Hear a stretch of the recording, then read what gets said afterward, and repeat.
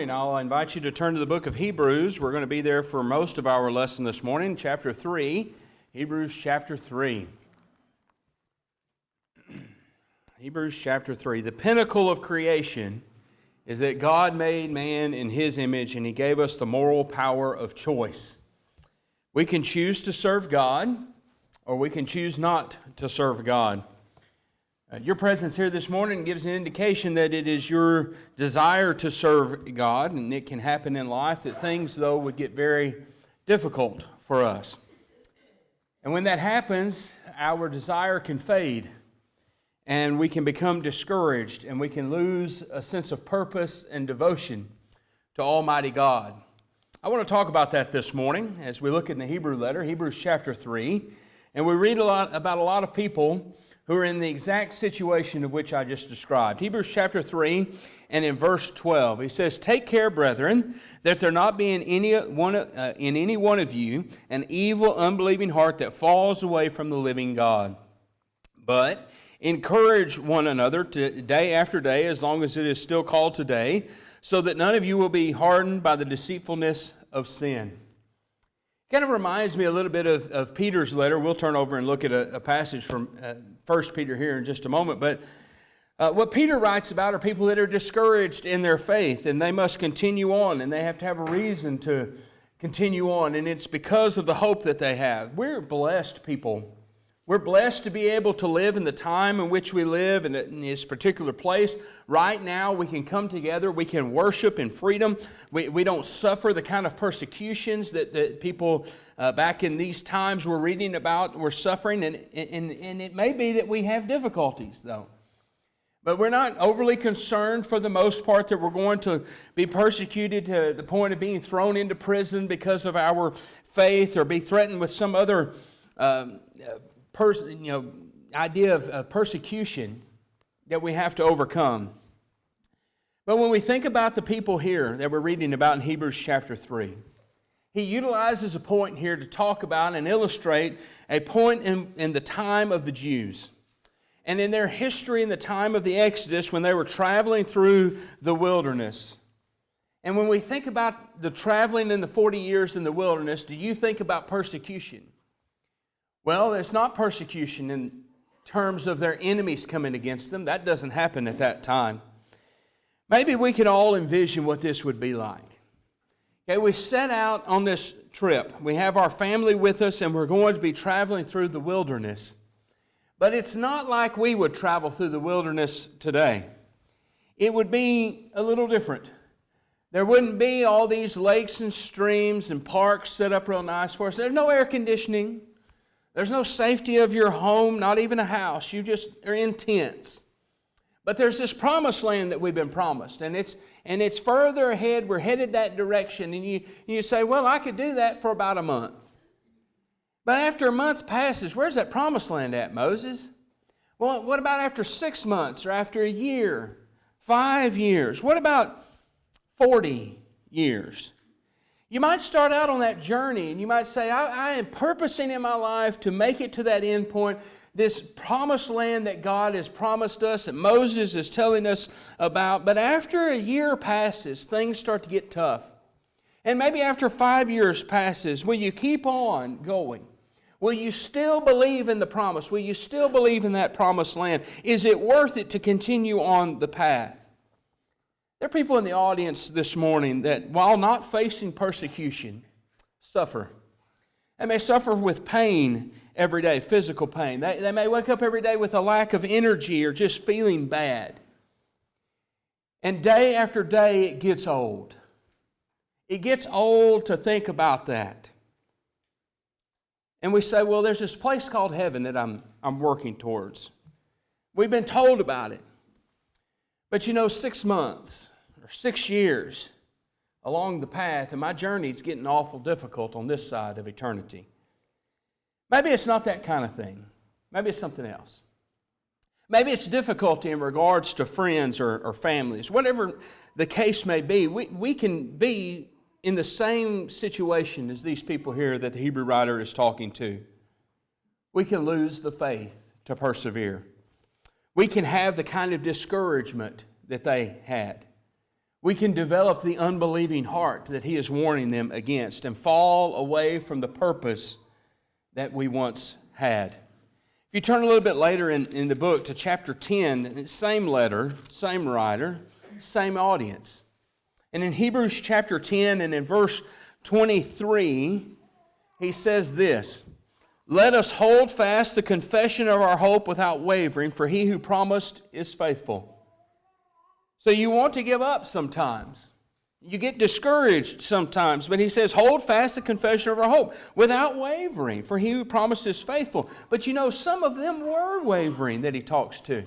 In verse 26, you see that. If we go on sinning willfully, there were those that did that. There were those who had stopped assembling with the saints. In verse 25, some had just simply given up their faith, but it encourages them in this letter to not let that happen. To those that would read this letter, he says, don't let that come to your doorstep. He says in verse 39, we're not of those who shrink back to destruction, but of those who have faith to the preserving of the soul. It's faith in that promise out there that God has promised, that living hope that is before us. We'll come back to the book of Hebrews just for a moment, look in 1 Peter chapter 1. A great lesson in this letter on this topic as well as to how hope will help us in the face of suffering. 1 Peter chapter 1 and in verse 3. Look at this. 1 Peter 1 verse 3. He said, "Blessed be the God and Father of our Lord Jesus Christ, who according to his great mercy has caused us to be born again to a living hope through the resurrection of Jesus Christ from the dead."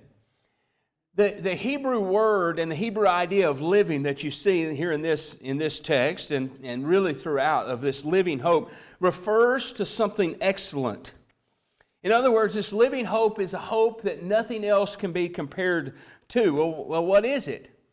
As you read through the letter, it's assurance that he's talking about, assurance in the resurrection of Jesus Christ from the dead. And again, the very fact of your being here this morning talks about and shows to all your belief that Jesus rose from the dead on this first day of the week.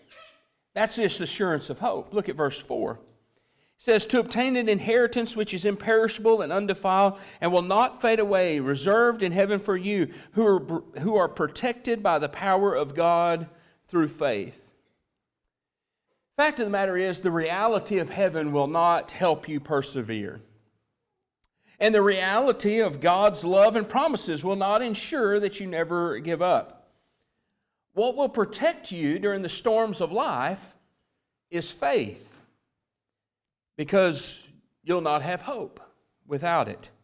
In verse 5 it says, "Who are protected by the power of God through faith for a salvation ready to be revealed in the last time. In this you greatly rejoice, even though now for a little while, if necessary, you've been distressed by various trials, so that the proof of your faith, being more precious than gold which is perishable, even though tested by fire, may be found to result in praise and glory and honor at the revelation of Jesus Christ." Verse 8, "And though you have not seen him, you love him. And though you do not see him now, but believe in him, you greatly rejoice with joy inexpressible and full of glory, obtaining as the outcome of your faith the salvation of your souls." How clearly does he in this text tie together the idea of faith and hope and show that it is faith that will enable us to persevere because it gives us hope. Back to the Hebrew letter, and this time look in chapter 11. Just the next verse after where we just read in Hebrews chapter 10 in verse 39. He says, "Now faith," in verse 1 of chapter 11, "is the assurance of things hoped for." Your translation may say the substance of things hoped for. Don't make the mistake in ascribing to that the idea of a subjective substance. That is, that you have this hope, you have this faith because you want it to be. That you have this desire in it. Because the fact is, whether or not you believe in it or not does not change its existence. He says faith is the substance, it's the subjective, it is the objective assurance of things hoped for. It is outside of what you want, it is just pure fact. It's when you believe and you believe strongly that you will have the hope. It's the connection he makes. And so faith is the assurance of things hoped for and the conviction of things not seen. Now in the text we just read in 1 Peter 1, he says, you haven't seen him, but you believe in him. It is faith of things not seen. Jesus arose. He ascended to heaven. He's coming back someday. There's a promised land. That's the faith. That faith that grants that hope.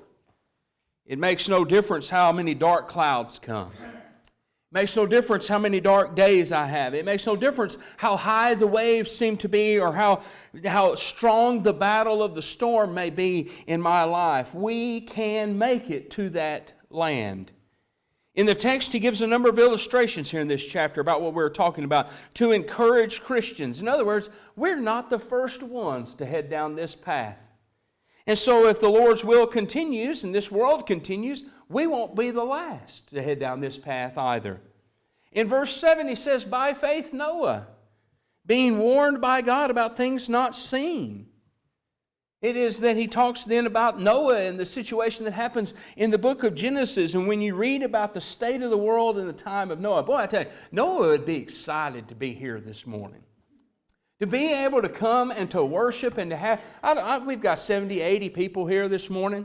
Boy, Noah would be excited because, when they might show up, there'd be 8 of them. Maybe there would be a couple of others that would be interested at the time, just out of pure curiosity what Noah and his family are doing. I look forward to this opportunity. I pray that you look forward to the opportunity to meet together with young and old and all those in between that have faith in God who is and that are striving to serve God. But in Noah's time, he didn't have any of that. Genesis tells us the world was so corrupt. There were only 8. I don't know how many people lived in the 1600 years from creation to that time. It was probably in the millions, but he says just 8. Just 8. It wasn't just for a week. And it wasn't just for a month that Noah lived in that situation. It says 120 years. He prepared that ark.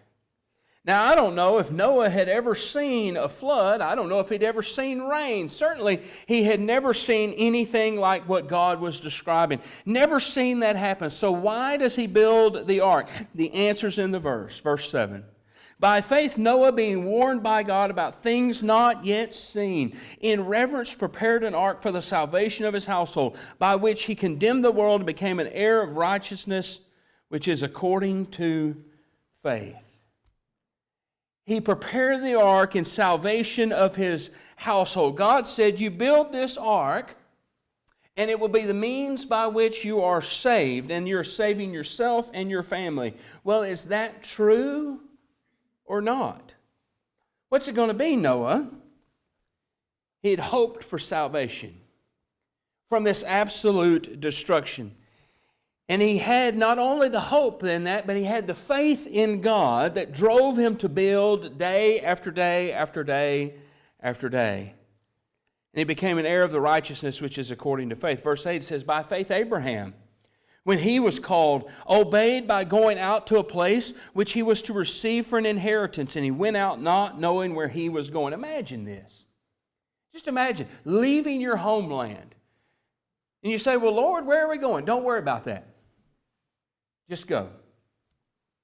That's what Abraham did. You're going to receive a land that you've never seen. How does he do it? By faith.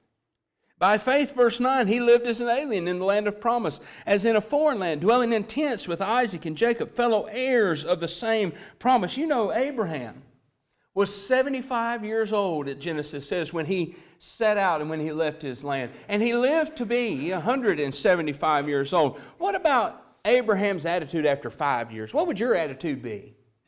10 years. God's promised this and this promised land to come. And we left our homeland. Don't know where we're going. We're living in tents. 25 years has passed. 50 years, 75 years. No land yet. He died without receiving the promise. 100 years. How long have you been suffering? How long have you been waiting? There's no one here in this audience that's 100 years old. Look at the next verse, verse 10. He was looking for the city which has foundations, whose architect and builder is God. He hadn't seen that one either.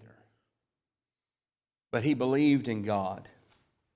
And it was that faith that helped him to persevere in a world of unbelief in the face of trials and difficulties. Look at verse 13. It says, all these died in faith, without receiving the promises, but having seen them and welcomed them from a distance.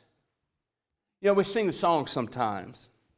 And we say, this world is not my home. I'm just a passing through. Do we believe it when we sing it? That there are these men and women that we read about here in Hebrews chapter 11 that lived by faith, and that faith enabled them to persevere during the difficulties and storms in life. Look back up to verse 6 to get the idea about the premise here. He says, without faith it's impossible to please Him, for he who comes to God must believe that He is. Must believe that He is. But believing that He is will not enable you to persevere. He's talking about God and saying, yes, I believe in God. But that in and of itself is not the totality of it. We sing songs about God. We pray to God. But is that what enables us to keep on? There's another part of the verse. He says, without faith it's impossible to please Him. For he who comes to God must believe that He is, and that He is a rewarder of those who seek Him. The idea is God keeps His promises. And so while it may seem sometimes in life that the road is hard and the storms are difficult, God has promised. But it is this faith in God that will allow us to persevere in the face of trials and difficulties. Turn back to chapter 6. Hebrews chapter 6. These people that he is talking to here, some are discouraged, some are giving up. What can God do for them to assure them that it's worthwhile? Well, one thing that He did, we'll see in just a moment, is He gave an oath, but He did something else. Look here in Hebrews chapter 6 and in verse 17, it says, in the same way God, desiring even more to show to the heirs of the promise the unchangeableness of His purpose, interposed with an oath, so that by two unchangeable things in which it is impossible for God to lie, we who have taken refuge would have strong encouragement to take hold of the hope set before us. So God made the promise, he says. And frankly, that ought to be enough. But then He took an oath, it says. He says, I assure you. God says, I assure you this hope is real. But there's something else that He did. Look in verse 19. This hope we have as an anchor of the soul, a hope both sure and steadfast, and one which enters within the veil, where Jesus has entered as a forerunner for us, having become a high priest forever according to the order of Melchizedek. If there ever was an endeavor in your life so important that you were to give one of your children for it, could anyone question your interest or your desire or how precious it is to you? I know those are far-fetched questions. But he says here our hope is anchored in the one who tore the veil, in the one that offered as sacrifice. Christ who shed His blood as high priest. He gave His blood as high priest. He was the high priest and He was the victim. And the assurance that there is heaven, the assurance that in spite of all the difficulties of life, in spite of all of our failures and our shortcomings, is guaranteed by what you testified in your faith this morning when you partook of the memorial feast. The gospel of Jesus Christ, His glorious resurrection on the first day of the week. And that's true not because I preach it. And it's true not because you read about it in a book simply, but it is because of the historical event that testifies of the love of God and the sureness of His promises. And it is the faith in that will anchor us in the storms of life. Look forward to chapter 12 of the book of Hebrews. Chapter 12 comes upon the heels of chapter 11 and all these that were in faith. And he begins by talking about all those that are looking upon us today even, as we head down this path, as we look down this path of life. He says here in Hebrews chapter 12, verse 1, since we have so great a cloud of witnesses surrounding us, that is, these witnesses are surrounding us as we're trying to run this difficult race. And when we're trying to run this race and our legs get weary and we get tired and it just seems like the difficulties of life are never going to end. He said there are these that are looking on and they're cheering us on, so to speak. Well, what about them? Who are they? Back up to chapter 11 at the end of the chapter. Chapter 11 and verse 32.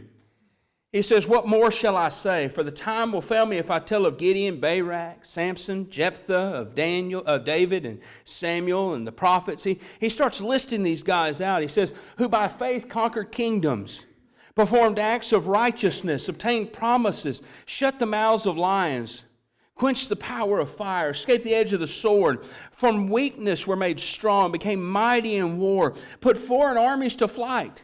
Women received back their dead by resurrection, and others were tortured, not accepting their release, so that they might obtain a better resurrection. And others experienced mockings and scourgings, yes, also chains and imprisonment. They were stoned. They were sawn in two. They were tempted. They were put to death with a sword. They went about in sheepskin and goatskin, being destitute, afflicted, ill-treated, men of whom the world was not worthy, wandering in deserts and mountains and caves and holes in the ground. When we get to thinking sometimes, boy, my life's tough. Boy, I've got difficulties. And the storm that is in my life and the clouds that are around me and the waves that are beating against me in my life, they're worse than anybody else has ever dealt with. Our worries and our concerns cannot come close to those he's talking about when we read these verses. They're stoned in verse 37, sawn in two, tempted, put to death, destitute, ill-treated, put in prison. He says in verse 38, wandering in deserts and mountains and caves and holes in the ground. And all these, having gained approval through their faith, did not receive what was promised, because God had provided something better for us, so that apart from us, they would not be made perfect. Perfect does not mean without flaw. Perfect, the way that the Hebrew talks about it, is to reach the pinnacle. That is the crown of their faith, which was the hope that they looked forward to. Now, I don't know what it's like for anybody other than me. I can only talk about my trials and my difficulties that may come in my life. But I don't think that anybody in this audience is living in a situation equal to some of the people that are in chapter 11 of the book of Hebrews. And you know, it doesn't even mention Job. You may say, preacher, you don't know what it's like. And that's true. I don't. Some may say, well, what would you do, preacher, if this happened to you? Well, I don't know. I don't pretend to have all the answers. Here's what I do hope. That when you see, and I hope it doesn't happen, but when you see me in the pits of it, and you see me in the difficulties of it, you see it happening to me, that you'll come to me and you'll say, Coy, I want to talk to you. And I want to read these verses to you because of the importance it is to keeping your faith. That's why the verse that we began with this morning said, encourage one another day by day. I don't know about you, but when I read these verses, I'm encouraged. They encourage me to keep serving the Lord, even in the face of difficulties. And I pray and hope that they do for you as well. Look in the book of Acts. We'll come back and finish our lesson in just a moment. We're going to Acts chapter 27. This is not an imaginary storm, nothing made up here in Acts 27. This is a real sea, a real wave, a real wind, a real danger that these people were on. In Acts 27, They had set out on a voyage to Rome, and after Paul had warned them, he says, you ought not travel right now at this particular time. They did it anyway. These were accomplished sailors in this chapter. And they leave an island where all seems to be safe in the cover of it, and they end up out in the sea, getting blown about in the midst of a storm. Now, their ships were a little different from ours today. They had to use sails, and they didn't have a powerful motor to move it from place to place. They were at the mercy of the wind and the mercy of the waves. And so day after day passed. In Acts 27 and in verse 18 says, the next day, as we were being violently storm-tossed, they began jettisoning the cargo. So things are getting pretty serious when we start throwing the goods over the side. The third day, verse 19, they threw the ship's tackle overboard with their own hands. Are they giving up hope entirely? Is that what's happening? Verse 20, since neither sun nor stars appeared for many days, and no small storm was assailing us. This idea, no small storm. In other words, this was a gigantic storm that was before us. He says, from then on, all hope of our being saved was gradually abandoned.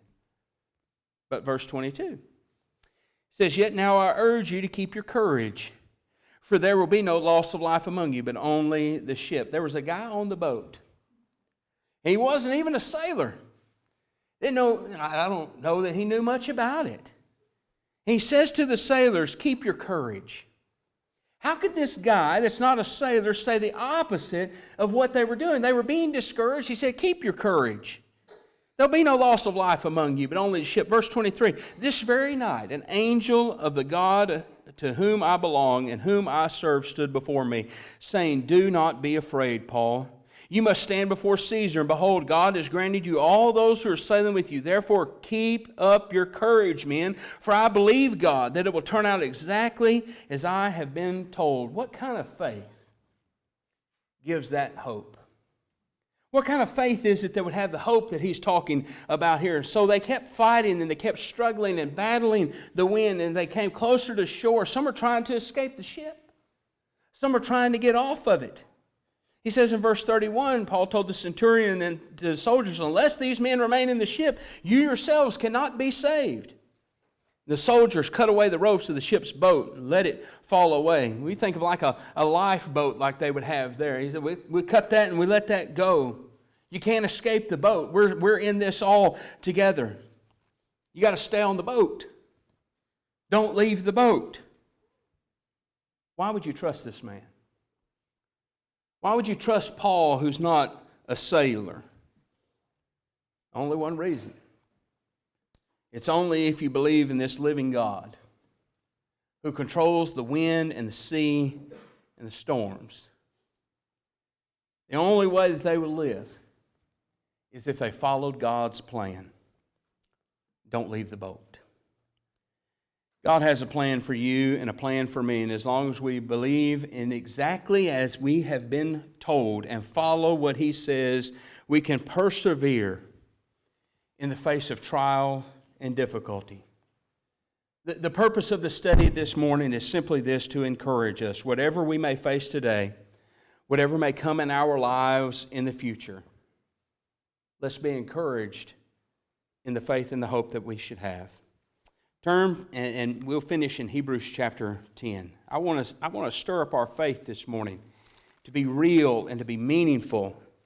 In Hebrews chapter 10, and I want to look at verse 35. He talks about in the previous verses to this about their past, and they had endured so much and difficulties and persecution, but they were still giving up.